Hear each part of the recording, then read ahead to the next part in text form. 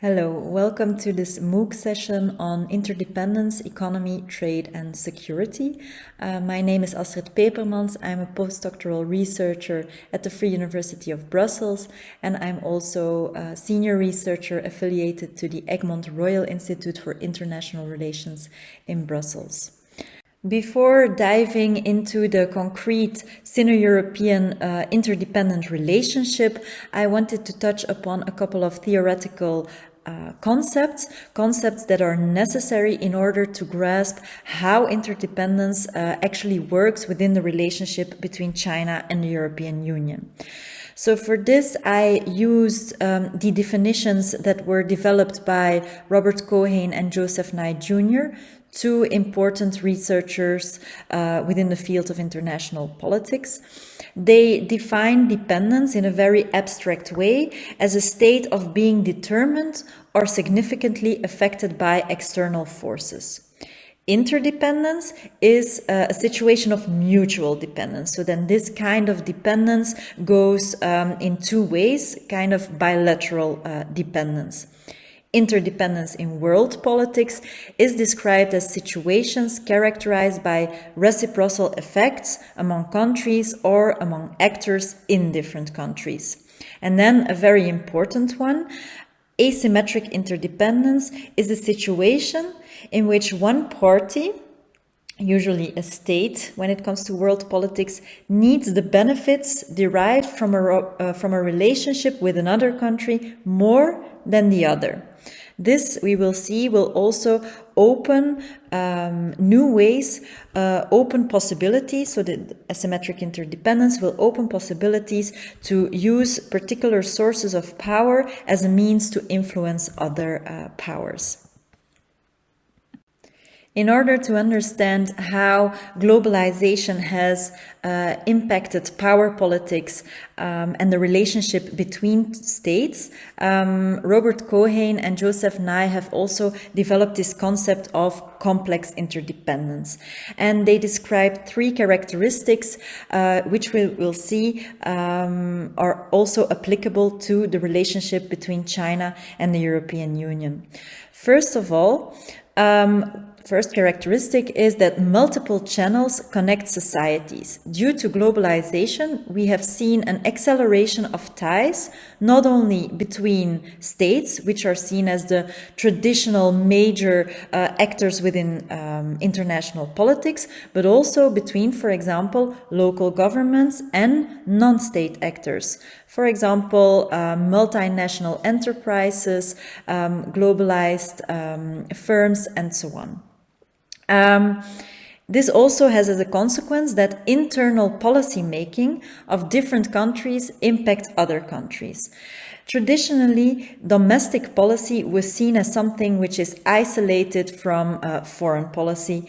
But this is no longer the case. So due to complex interdependence, if two countries are depending on one another, then the internal policy of a certain state does have an influence on other states, which has other consequences as well. Secondly, and this is related to the first characteristic, the foreign affairs agenda of states has become larger and more diverse.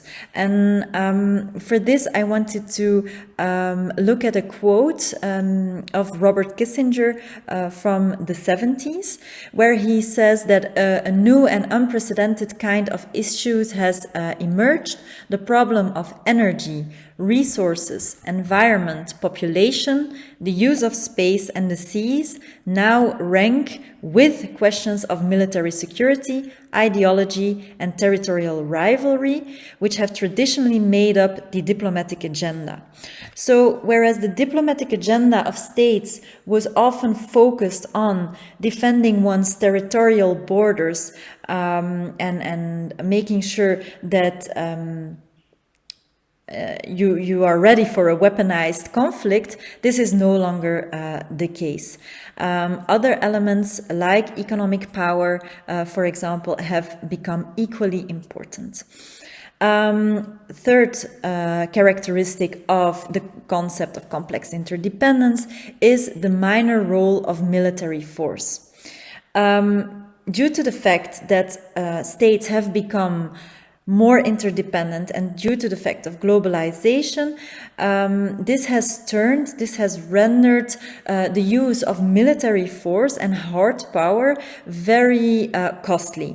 Because if states are using military force, if they are conducting a military war vis-à-vis one another, this has a devastating effect, for example, on their economic ties, on their social ties, which costs a lot. So the traditional focus on military power and defense issues as high politics and the isolation from these high politics against low politics of economic and social issues does no longer uphold. And as I already mentioned, asymmetrical interdependence is now recognized as a possible source of power besides military means, besides the traditional weapons we know. As this kind of asymmetrical interdependence in, for example, economic relations can also have the potential of influencing the behavior of another state or having an impact on the outcome of an interstate conflict. If we look into the relationship between China and the European Union, and if we look into interdependence between China and the European Union, we cannot underestimate the role of trade. China is the EU's second largest trading partner, and the EU is China's largest trading partner. Over the past years, we have seen a shift from a very optimistic perception of Sino-European trade interdependence to a more realistic and pessimistic perception of this relationship. Initially, China was seen as a huge potential market for the EU's high-end manufacturing products. So with this huge amount of citizens, they were seen as potential customers for the products created by the European Union. On the other hand, the EU also saw an opportunity in the ability of China to produce low-end products in a very cheap way. So the EU could import these cheap products. So what we see is a very clear division of labor and a complementary relationship between China and the European Union when it comes to trade. There was also the perception of the European Union that by including China in the global economy and in the World Trade Organization, an organization that designs the rules when it comes to trade and investment flows, the perception was that by including China in this organization, two advantages would occur. First of all, and this is a very liberal way of looking at trade, a very economist way of looking at trade, the idea was that interdependence would increase the costs of an interstate conflict and hence would create an increased possibility of peace. On the other hand, interdependence, that's what the EU expected, would trigger a domestic economic and political Chinese liberalization process. What we, as a consequence, will see is that since China's reform and opening up policy in the 70s and since China's entrance in the World Trade Organization in 2001, China really experienced a growth miracle. So it has also profited from the inclusion in world trade and from its integration in the global economy. Because today, and this is shown by the graph as well, today China represents 20% of the global GDP and 30% of global manufacturing, which is huge. So during this period of time, both China and the European Union accepted the level of interdependence in function of economic possibilities, economic opportunities, and economic growth. Over the past decade, we have seen that this positive perception on China-EU trade interdependence has shifted, and a reality check is occurring amongst countries within the European Union, but also within China. There are a couple of reasons for this trend. First of all, China increasingly produces the same goods as the European Union, and hence is no longer just a trade partner, but also a very tough trade competitor. We see that this initial division of labor, with the European Union producing high-end manufacturing goods, and China producing goods that are lower on the value chain, is shifting, and that competition in the trade of goods is increasing. Secondly, we see that China's inclusion in the World Trade Organization has, of course, created advantages both for the European Union as well as for China. However, this Western and European expectation that the integration of China in the global economy, in global markets, would also trigger a full-on domestic liberalization process economically but also politically has not at all occurred. China, and this is even going the other way around. Within China, we see how political control is again being increased, how governmental intervention within the Chinese economy is occurring more often, and this, of course, disappoints the European side. Thirdly, we see that there is a considerable trade imbalance between China and the European Union. So China exports much more to the European Union than the other way around. This trade imbalance can be explained partly, for example, by the fact that China still has a lot of market barriers, that the Chinese market is not always accessible to this for European producers to the same extent as the European market is accessible for Chinese producers. And this trade imbalance not only persists, but also increases, which also increases certain trade tensions between China and the European Union. And connected to this phenomenon is, of course, the lack of level playing field between both entities. So China and the European Union are playing the same game, but as we have seen domestically, they are applying different rules, and this regularly creates trade friction. So this positive perception of accepting trade interdependence for economic growth has shifted to a perception of interdependence as a source of friction. And we also see that trade friction often becomes a security issue within the Chinese-European relationship. To exemplify this trend of politicization and securitization of trade interdependence, I want to look into the case of Lithuania. What was the Lithuania case about?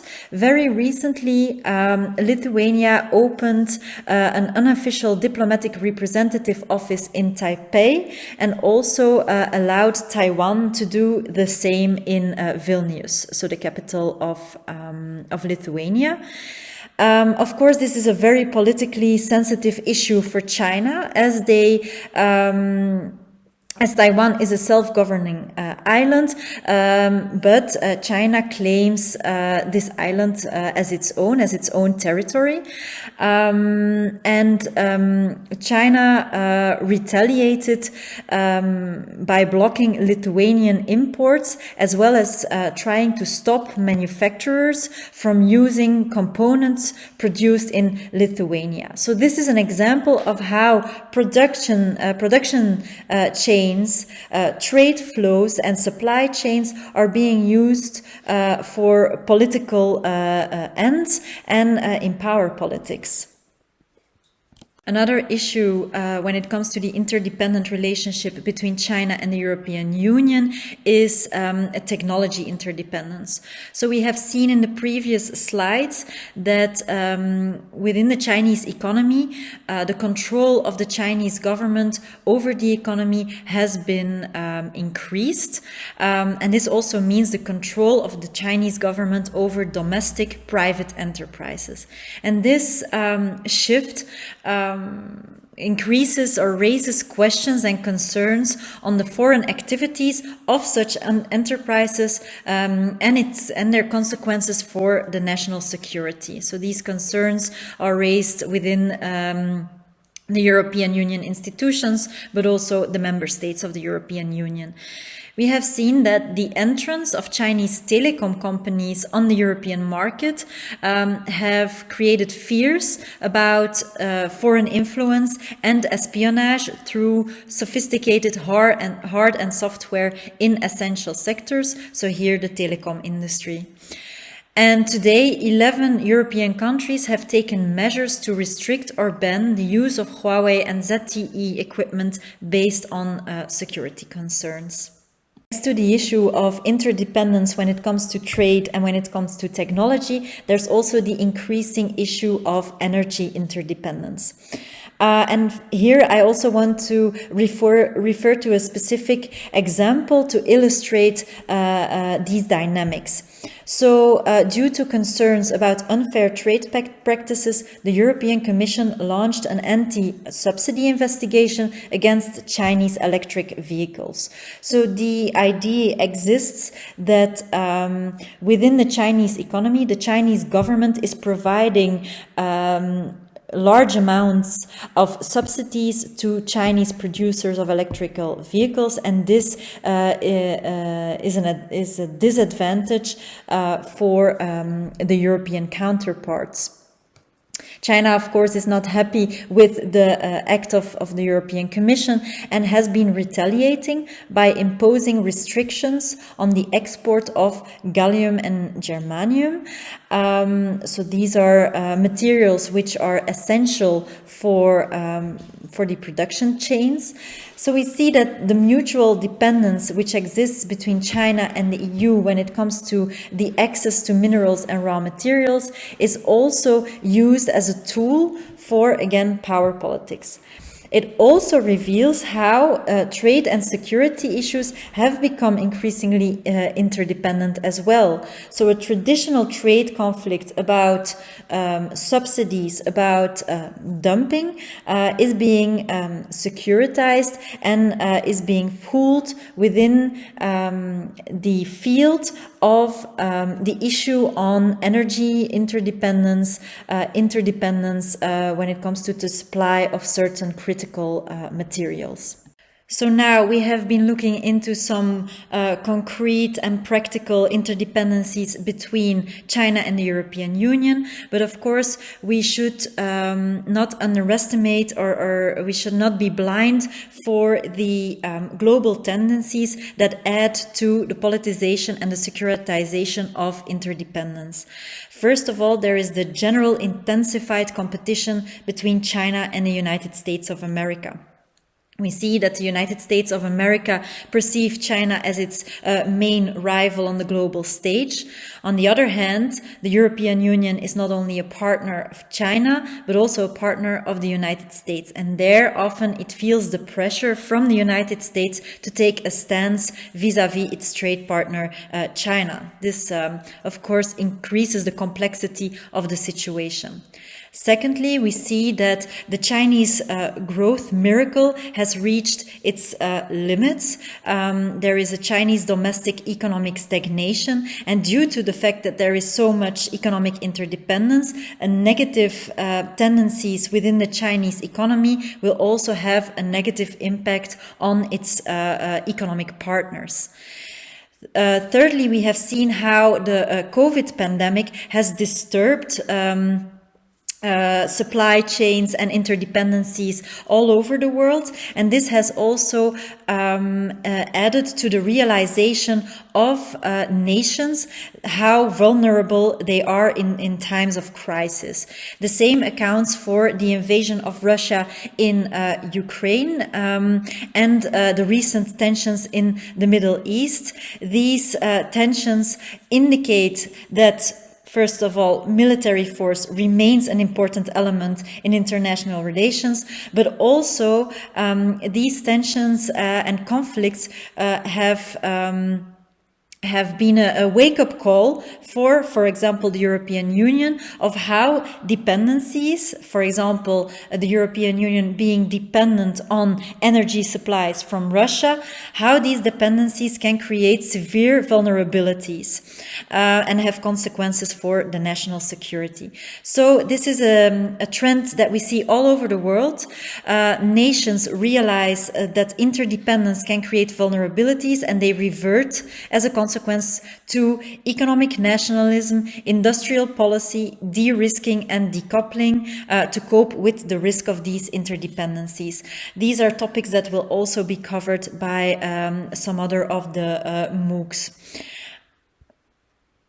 So to conclude, I want to go back to the three characteristics we have seen within the concept of complex interdependence developed by Cohen and Nye. First of all, we see that globalization has made the relationship between China and the European Union more complex. The role of traditional states is being crossed by the role of the ties between non-state actors, such as telecommunication multinationals. Think about Huawei, think about ZTE. And this evolution has triggered a strategic thinking exercise about trade, investment, and its relationship with national security. Secondly, military force and the capacity to defend one's territorial borders is no longer dominating the foreign affairs agenda. All over the world, we see that topics such as energy, the supply of resources, technology, and information flows are now taken equally serious as issues of national security. Third, the cost of military encounters between China and the European Union make a weaponed conflict, of course, quasi-impossible. However, we see today that supply chains, trade and investment flows are increasingly used as alternative means of power politics and the application of influence.